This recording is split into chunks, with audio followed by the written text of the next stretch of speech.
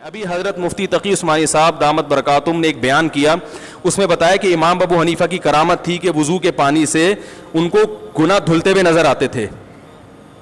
اس پہ وہ مشہور زمانہ فتنہ نے باقاعدہ قہقے لگا کے ہنسائے. وہ اتنے بڑے عالم جن کی حرمین کے ائمہ ان کا احترام کرتے ہیں, ان کے استقبال میں کھڑے ہو جاتے ہیں.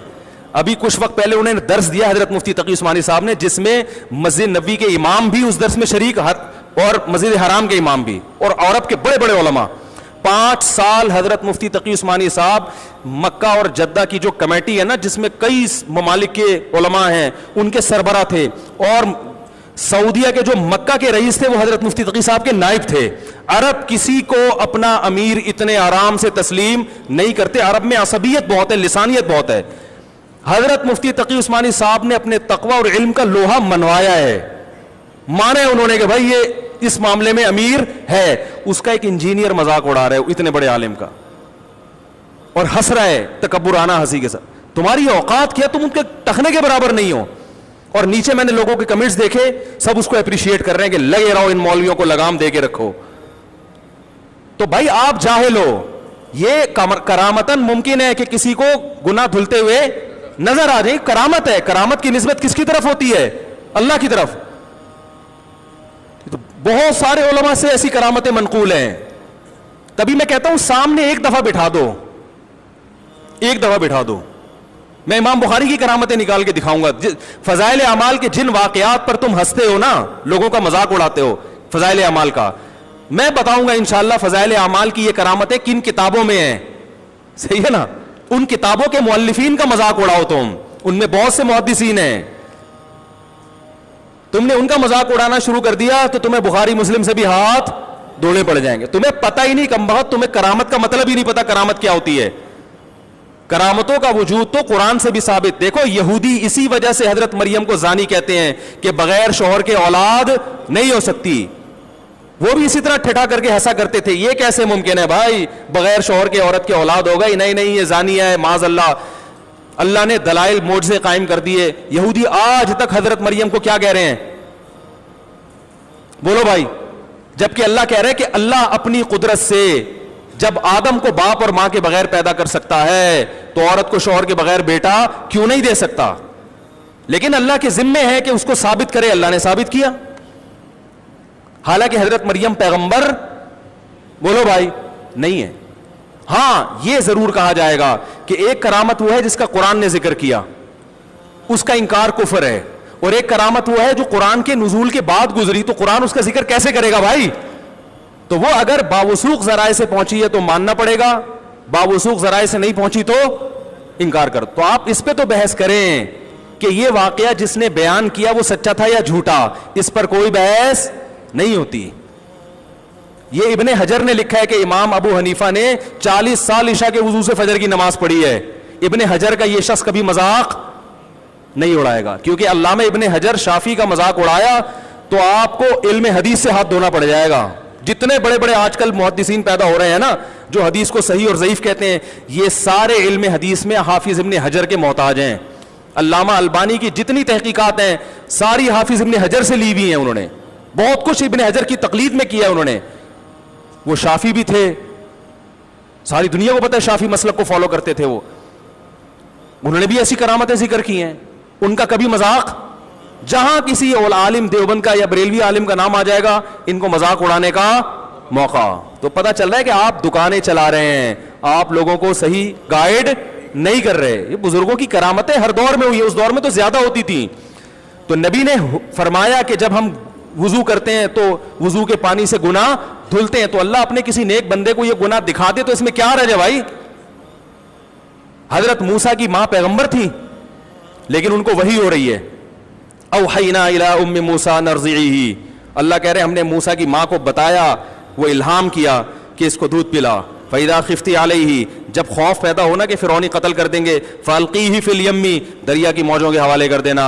وَلَا تَخَافِي وَلَا تَحْزَنِي, ڈرنا نہیں غم نہ کرنا. یہ الہام پیغمبر کو ہو رہا ہے, غیر پیغمبر کو. عورت تو پیغمبر بن ہی نہیں سکتی, اور ایسا پکا الہام تھا کہ قرآن کہہ رہا ہے انا رادوہ الیک، اے موسیٰ کی ماں غم نہ کرنا، ہم اسے تیری گود میں پہنچا کے چھوڑیں گے اور اسے پیغمبر بنا کے چھوڑیں گے. اور پھر حرمنا علیہ المراضع، فرعون کے محل میں دودھ حرام ہو گیا اس کے اوپر. وہ بچے کو واپس گھما کے لے کر آئی، ماں کی چھاتیوں سے منہ لگایا، دودھ پینا شروع کر دیا.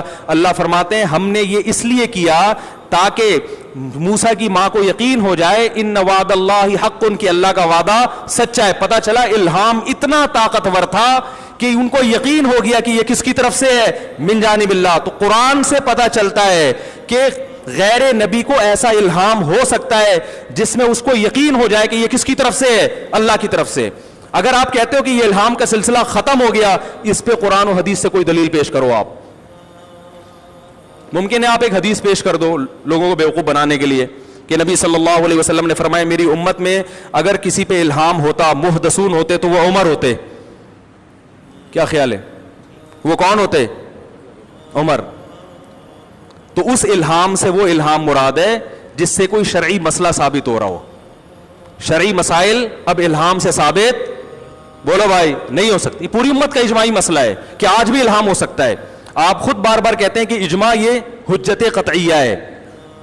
کوئی ایک عالم ایسا نہیں گزرا جس نے اس 1400 سال میں جس نے یہ کہا کہ اب الہام کا دروازہ بند ہو گیا. ہاں دو چیزیں ہیں الہام میں کہ اس سے شرعی مسئلہ ثابت نہیں ہوگا. شرعی مسئلے کے لیے قرآن و سنت دیکھنا پڑے گا. یعنی کوئی کہے مجھے الہام ہوا ہے کہ جی وہ داڑھی کاٹ لوں، تو یہ الہام معتبر نہیں ہے، یہ شیطانی الہام ہے. نمبر 2، الہام جس پر ہو رہا ہے اس کو اگر اللہ کی طرف سے ایسے قرائن مل گئے کہ اس کو یقین ہو گیا کہ اللہ کی طرف سے، تو اس کے حق میں حجت ہے.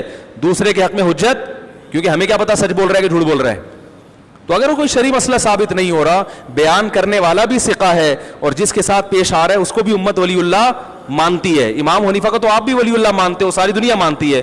تو پھر بلا وجہ انکار کرنا اور انکار کرتے ہوئے مذاق اڑانا، اور ایسے موقع پہ مذاق اڑانا کہ اس کو نقل ایک ملک کے ایک بڑے نامور عالم کر رہے ہیں جن کو پوری دنیا مانتی ہے، تو یہ آپ کے فرعون اور متکبر ہونے کی دلیل ہے.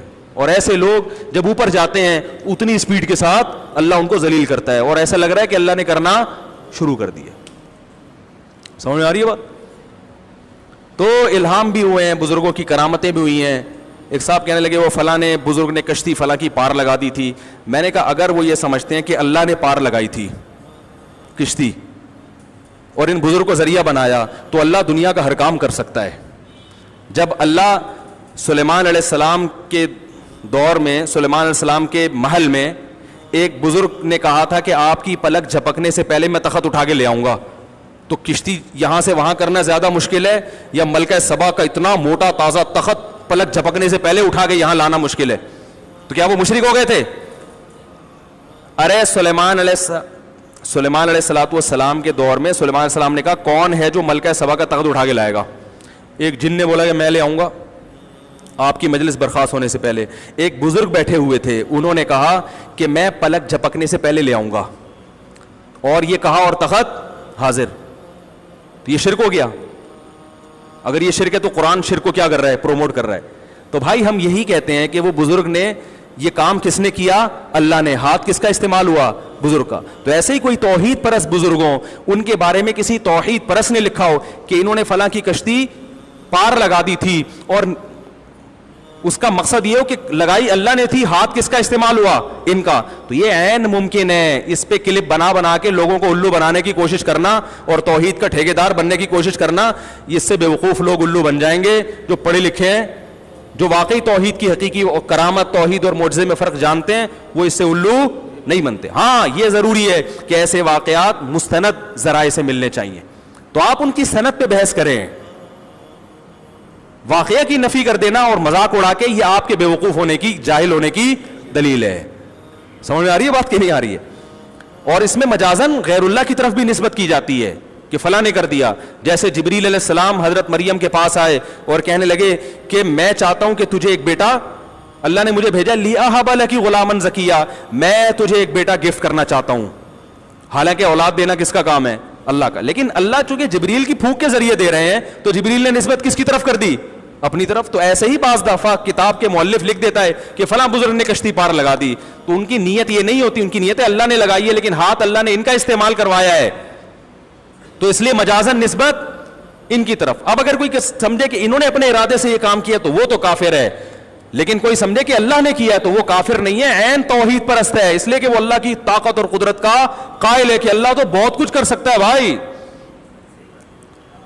تو عیسائی یہیں سے تو گمراہ ہوئے, انہوں نے حضرت عیسیٰ کے معجزے دیکھے تو انہوں نے کہا حضرت عیسیٰ تو بہت کچھ کر سکتے ہیں, اور یہودی انہوں نے ان معجزوں کا انکار کیا کہ یہ تو نہیں ہو سکتا, تو یہ دونوں بے اعتدالی کا شکار ہوئے. عیسائیوں نے حضرت عیسیٰ کو خدا بنا لیا کیونکہ ان کے پاس توحید کی اینک نہیں تھی, سمجھ رہے ہو, اور یہودیوں کے پاس بدگمانی والی اینک تھی, وہ ہر ایک کو بدگمانی سے دیکھتے تھے. انہوں نے حضرت مریم کو کہا کہ بغیر شوہر کے بیٹا نہیں ہو سکتا, انہوں نے ان پہ زنا کی تہمت لگا دی, اور عیسیٰ علیہ السلام مردوں کو زندہ کر رہے ہیں, انہوں نے ان کو شعبدِ باز کہہ دیا, جادوگر کہہ دیا. یہ دونوں غلو کا شکار تھے. اسی طرح کا غلو آج بھی امت میں موجود ہے. دو انتہائیں ہیں, ایک کرامتوں کا بالکل منکر, اور دوسرا ایسا کرامتوں کا قائل کہ ان کے ہاں جب تک کرامت نہ ہو تو بزرگی مانی نہیں جاتی, اور ہر قصہ, ہر من گھڑت روایت اٹھا کے وہ بھی بطور کرامت کے پیش کر دی جاتی ہے. یہ دو انتہاؤں سے بچ کے جو اعتدال کا راستہ ہے وہ وہی ہے جو میں آپ سے بیان کر رہا ہوں. کہ کرامت اگر مستند ذریعے سے پہنچی ہے, بیان کرنے والا ثقہ ہو, مستند ہو, اس کو مانا جائے گا, اس کا بلا وجہ انکار نہیں کیا جائے گا. اور اگر مستند ذریعہ نہیں ہے تو بھائی پھر اس کو بیان کرنے کی ضرورت نہیں ہے. پھر ہو بھی سکتا ہے, یہ بھی ہو سکتا ہے کہ ہوا ہو, یہ بھی ہو سکتا ہے کہ